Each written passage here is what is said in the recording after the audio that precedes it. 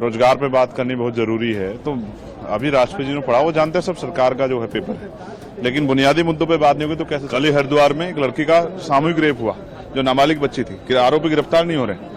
तो राष्ट्रपति जी को हम तो उम्मीद करके बैठे, राष्ट्रपति जी बोलेंगे इस पे कि जो देश में जो आज हालात हो रहे हैं, एनसीआरबी का डाटा कहता है महिलाओं पर इतना उत्पीड़न हो रहा है, इस पर भी बोलेंगे, लेकिन ऐसा कुछ सुनने को नहीं। अभिभाषण में आज जिक्र किया इमरजेंसी का 75 साल पूरे, उसको लेकर क्या?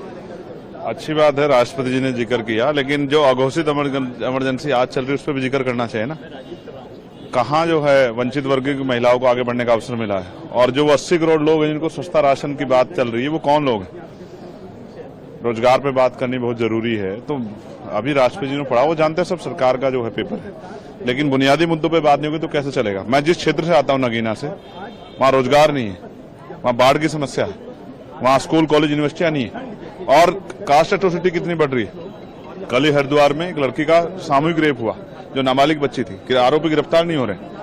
तो राष्ट्रपति जी को हम तो उम्मीद करके बैठे, राष्ट्रपति जी बोलेंगे इस पे कि जो देश में जो आज हालात हो रहे हैं, एनसीआरबी का डाटा कहता है महिलाओं पर इतना उत्पीड़न हो रहा है, इस पर भी बोलेंगे, लेकिन ऐसा कुछ सुनने को नहीं मिला। तो अभी कोशिश करें, कल अपनी बात कहेंगे।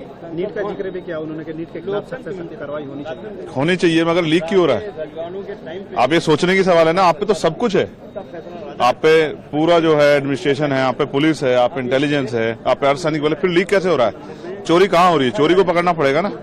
तो कब कल होने वाली चीज भी कल होगा, जैसे हत्या होगी है तो कार्रवाई होगी, ये क्या बात है। हत्या होनी बंद होनी चाहिए ना, सवाल ये। तो अभी बहुत कुछ है जिसपे हमें उम्मीद थी कि राष्ट्रपति जी महामहिम बोलेंगी, लेकिन वो नहीं बोली, लेकिन हम लोग बोलेंगे। एक आखिरी सवाल, जिस तरह से संगोल हटा करके वहाँ कॉन्स्टिट्यूशन की कॉपी रखने की बात हो रही है, इसकी अच्छा है, ये बोलने से नहीं चलेगा कि देश कॉन्स्टिट्यूशन से चल रहा है, चलना चाहिए। चलेगा तभी देश में बदलाव होगा, और अखंड भारत भी तभी बनेगा, मजबूत भारत भी, सम्राट अशोक के सपनों का भारत भी तभी बनेगा जब संविधान के आधार पर देश चलेगा और सबको मौका मिलेगा। कल से हमने शुरुआत कर दी है, हमने कल भी माननीय अध्यक्ष जी से अपील की कि हमें बोलने में मौका दे, बड़ी आवाज उठाने के बाद मौका मिला।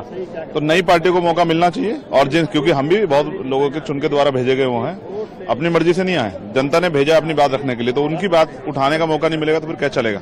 तो हम नगीना का धन्यवाद देते हैं, और नगीना के जरिए देश के जो कमजोरों की, बहुजनों की, हक वंचित समाज के लोगों की आवाज है उसको उठाते रहेंगे, इसलिए हम पार्लियामेंट